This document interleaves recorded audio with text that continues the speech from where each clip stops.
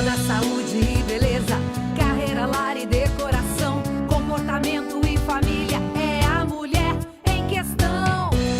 Mulher em questão, porque o mundo é das mulheres. Mulher em questão, é mais que informação. Mulher em questão. Poxa vida, eu queria que você contasse um pouquinho pra nós, porque antes você andava, normal, circulava normal. O que aconteceu com você, Alan? Eu sofri um acidente de carro em 20 de setembro de 2004. 13 anos já.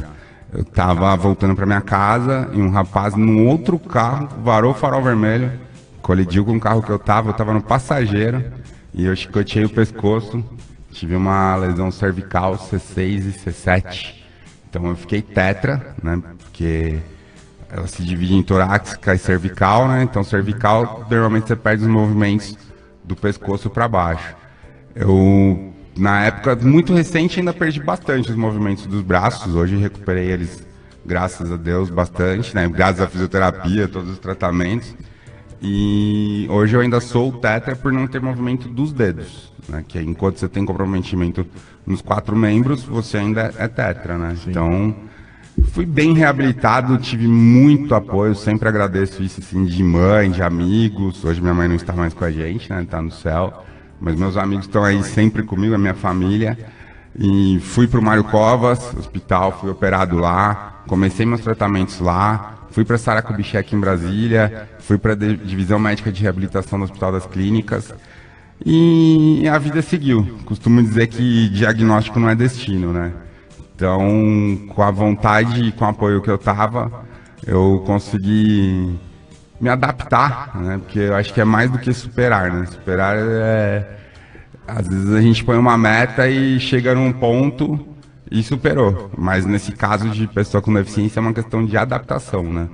Então, com essa estrutura médica em volta também, com todas as fisioterapias, ecoterapia, a vida seguiu e... Graças a Deus, estamos na luta com uma vida hiperativa até. Graças a Deus. Em algum momento você pensou assim, a vida acabou? Eu acho que Papai do Céu passou a mão na cabeça, né? Tem até um fato engraçado, que na hora que eu abri o olho dentro do carro, a primeira coisa que eu pensei foi, eu tenho que ser mais forte que todo mundo. Eu não sabia nem o que estava acontecendo. Eu achava que estava preso em ferragem. E eu pedindo pro meu amigo não deixar ninguém encostar no carro, porque eu achava que estava preso em ferragem e tinha que esperar o bombeiro. Eu acho que eu fui uma das pessoas, eu acho não, eu tenho certeza, porque quem falou foi as próprias pessoas no Hospital Mário Covas. Eu fui uma das mais visitadas, a galera invadia até o UTI no meio da madrugada quando eu estava operado, dava um jeito de entrar. Então eu tive muito apoio, eu não tive esse tempo de ficar pensando em besteira. Eu tive uma médica fantástica, a doutora Carla D'Angelo, aqui do Hospital Mário Covas. Quando ela foi me dar o diagnóstico, ela não tirou a esperança nem colocou o falso. Ela contou realmente o que estava acontecendo, a gravidade de uma lesão, e ela colocou a questão de que era o tempo que ia mostrar. Através da minha vontade, através da fisioterapia, através da evolução da medicina, e até falou de milagre também, que ela falou, eu não comando as coisas aqui. Ela falou, não está na minha mão, minha parte eu fiz, a cirurgia, e a partir de agora é o tempo que vai te definir. Então, acho que todas essas questões em volta me deixaram numa condição de depressão, não. Lógico que a gente chora, né? Porque, pô, eu tomava banho sozinho, pegava um copo com água sozinho. Hoje eu dependo muito de ajuda, até pela questão dos dedos, né? Da pinça, que eu não consigo pegar um copo fácil. Tem que estar numa posição certinha para eu pegar, eu consigo. Mas eu não consigo levantar e pegar um copo no armário. Então, a tristeza bateu, mas era isso, assim, batia a tristeza, eu chorava, não dava 10 minutos, tinha alguém ali por perto e sempre tive esse apoio, isso aí ajudou demais a não pensar acabou, não. Era essa questão, vou me adaptar e vou viver da melhor forma. Sim, mas na questão de entender a cadeira, fiquei muito feliz a primeira vez que eu consegui tocar 5 metros de cadeira. Porque cadeira de rodas não prende, ela liberta, né? Preso a gente estaria numa cama, que não vai para lugar nenhum. A cadeira te leva. Então ela não é esse instrumento pesado que às vezes as pessoas enxergam, né? De, nossa, tá preso em cadeira. Não. Ele tá liberto na cadeira, senão não tinha chegado nem aqui na rádio. Então, tudo isso daí, a forma de enxergar, de se adaptar, de entender essas questões, foi, assim, ajudou muito. Não é que foi fácil, né? Mas ajudou muito, muito, muito, a ponto de estar aí até hoje, né? Tipo, montamos ONG, programa de rádio, o time de rugby em cadeira de rodas do Grande São Paulo foi o primeiro, foi o nosso. Hoje estou afastado, mas eu remo paddleboard, já participamos de canoagem. O que chamar, a gente vai lá e tenta dar uma palpitada. O que puder ajudar, estamos à disposição. Que bacana. Parabéns pelo seu exemplo. Obrigado. Que, aliás, Luiz, estamos na live já? Oh, bacana. Então, meus amores, 9h11, estamos na live, né, da Rádio ABC. Você pode compartilhar a partir de agora. E também curtir a nossa fanpage, Programa Mulher em Questão, também no Instagram, @Mulher em Questão, tá bom? Como você pôde ver, ouvimos aqui, né, e estamos vendo também o depoimento do Alan. Hoje é Dia Internacional da Pessoa com Deficiência, e ninguém melhor do que uma pessoa atuante nessa área para falar do assunto, e também estamos recebendo o Dr. Potiguara. Realmente é muito complexo essa questão da reabilitação, né, doutor? A questão da reabilitação é complexa, por quê? Quando se fala em reabilitação, pensa assim em reabilitação física, né?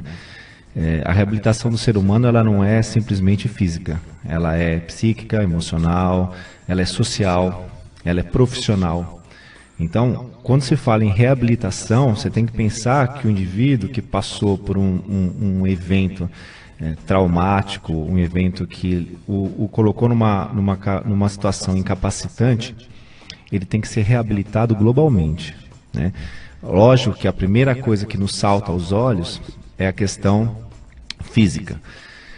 E é muito interessante que o Alan falou da questão da cadeira de rodas, porque uma das primeiras perguntas que o paciente faz é: eu vou voltar a andar? Sim.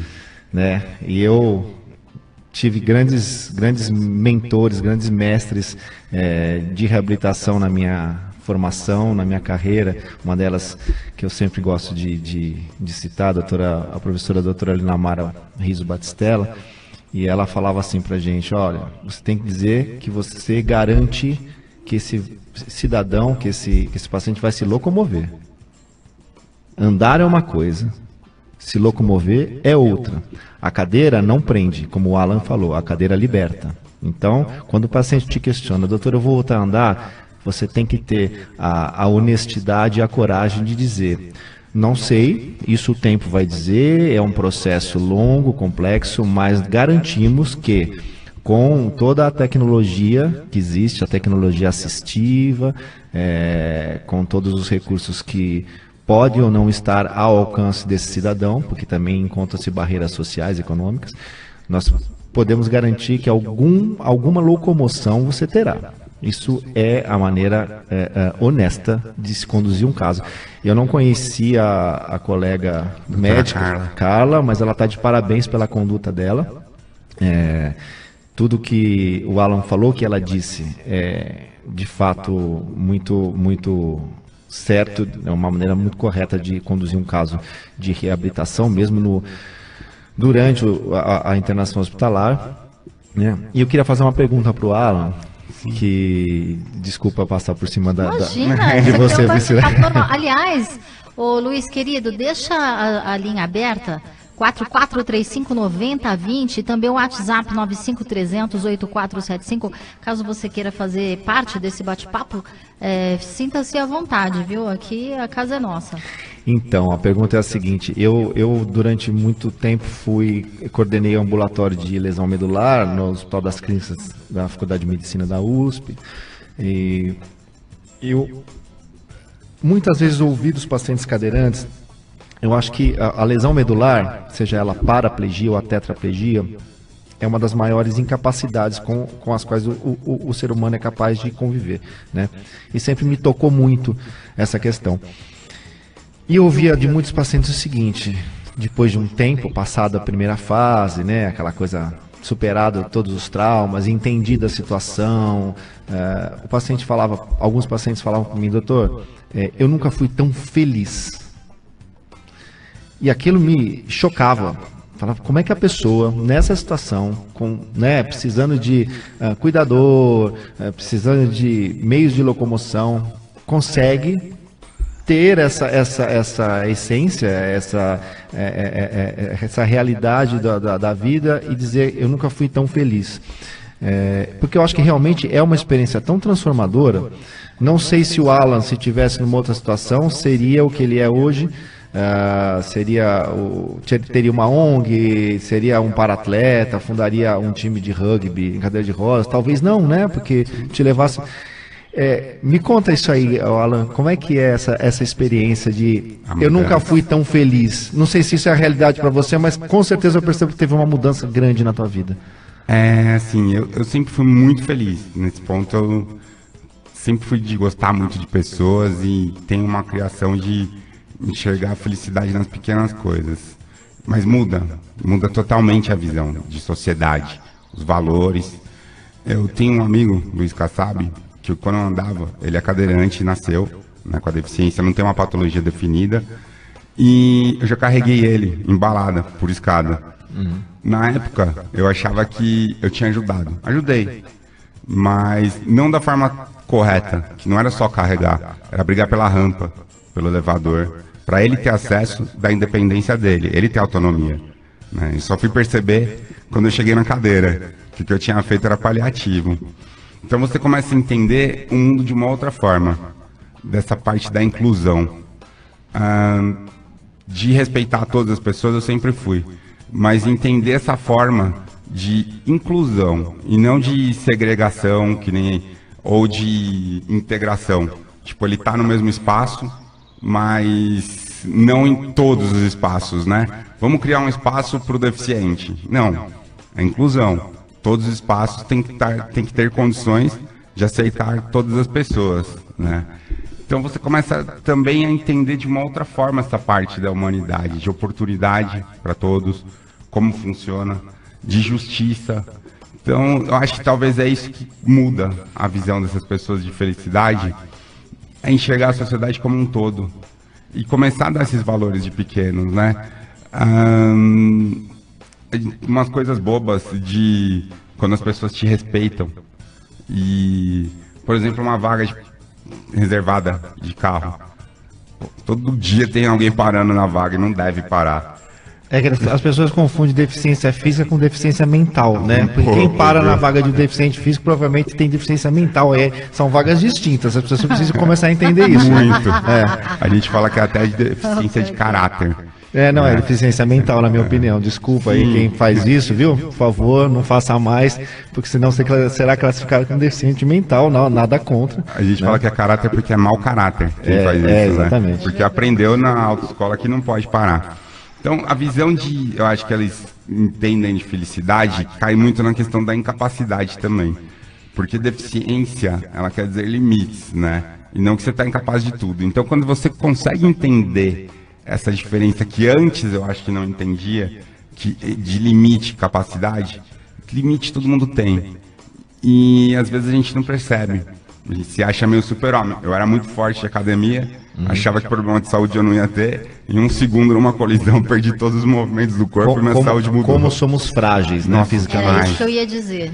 Somos muito frágeis, não temos noção disso, nos arriscamos o tempo todo. E quando perdemos essa tal carapaça blindada do super-homem, percebemos a nossa fragilidade e nos arrependemos, né? No caso dele foi uma fatalidade, mas tem muita gente que arrisca a sua integridade física de maneira... Beber e dirigir, né? Celular. Esporte radical, sem nenhum sentido, né? Em volta.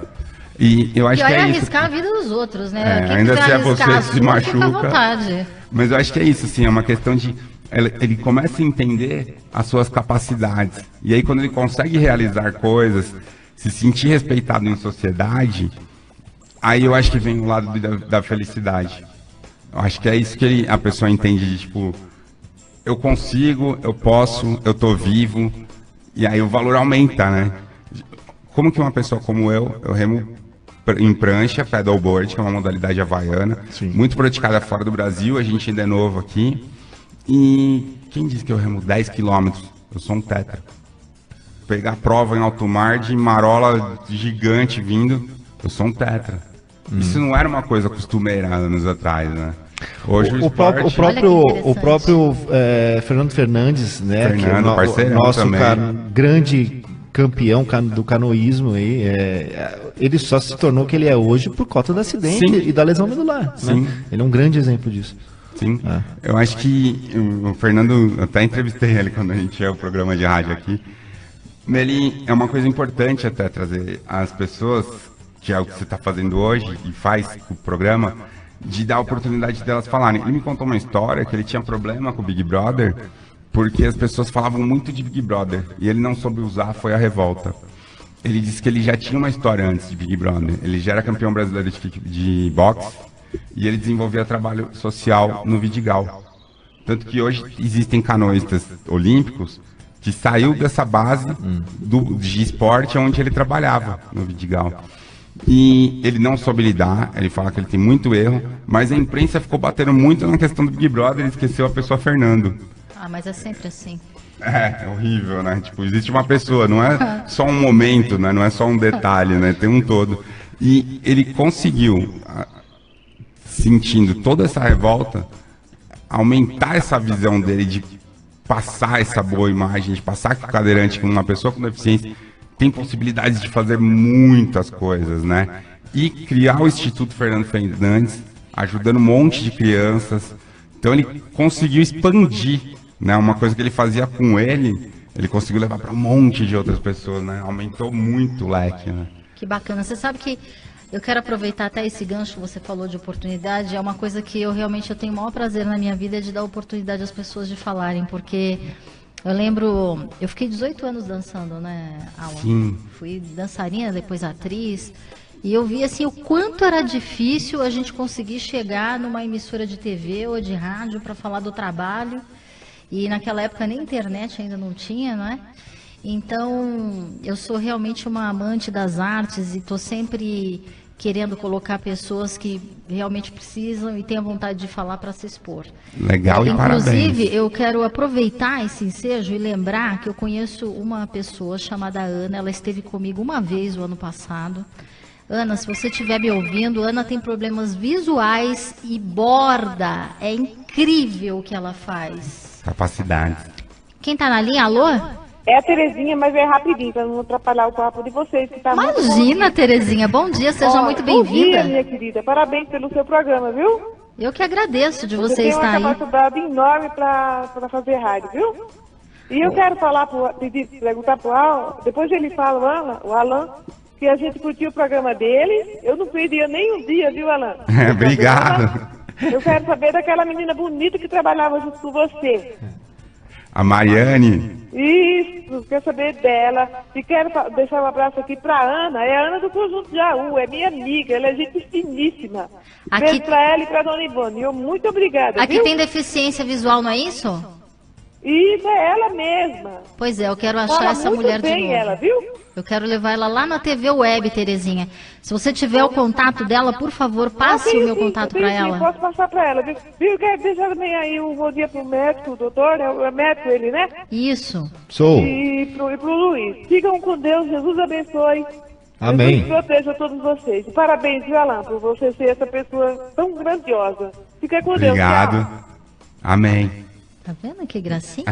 Nossas ouvintes amadas, meus amores, eu tô aqui compartilhando, ó, tic, tic, tic, tic, tic. Compartilha também. Programa Mulher em Questão é um programa de serviço, eu digo, prestação de serviço e qualidade de vida. A gente tem que propagar, não é mesmo? As coisas boas. Agora, doutor, eu queria que você falasse um pouquinho do seu trabalho também. Tá bom, vamos lá. Lá na clínica, né? Eu sei que você tem a clínica Novase, é isso? Isso, a Clínica Novase, fica lá em São Paulo, na região ali do Parque do Ibirapuera. Então, eu gostaria, antes de explicar o que faz um médico fisiatra. A grande maioria das pessoas não sabe do que se trata. E é muito interessante. Confesso que antes da minha lesão não sabia. Você não sabia, né? E o mais engraçado é que às vezes as pessoas chegam ao meu consultório. Eu tenho clínicas em lugares distintos de São Paulo, né? Então, num outro lugar eu atendo bastante plano de saúde, e as pessoas acabam vindo encaminhadas.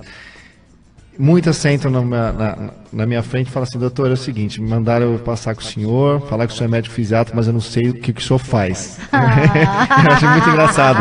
Falou, pô, mas como é que você vai no médico sem saber o que ele faz? Não se preocupa não, eu vou fazer exame de próstata mesmo. Então, o que é um médico fisiatra, para que todo mundo saiba? O fisiatra, resumindo assim de uma maneira quase selvagem, é o clínico da incapacidade, né? Os médicos fisiatras são médicos clínicos, não somos cirurgiões, e nós somos especialistas em medicina de reabilitação. Tá? E quando se fala em medicina de reabilitação, não se restringe simplesmente à reabilitação física, como eu já havia dito no começo do programa, né? Eu acho que existe a reabilitação psíquica, a reabilitação social, a reabilitação profissional, um contexto amplo de reabilitação, né? Se nós formos dividir quais tipos de paciente nós atendemos, eles se dividem em grandes e pequenos incapacitados. Então o Alan, por exemplo, ele está no grupo dos grandes incapacitados, né? Que compõem lá os lesados medulares, pessoas que tiveram lesão na medula, que está dentro da nossa coluna, tem os pacientes com derrame, os pacientes com alguma lesão no cérebro, crianças com paralisia cerebral e os amputados. Esse é o grupo dos grandes incapacitados.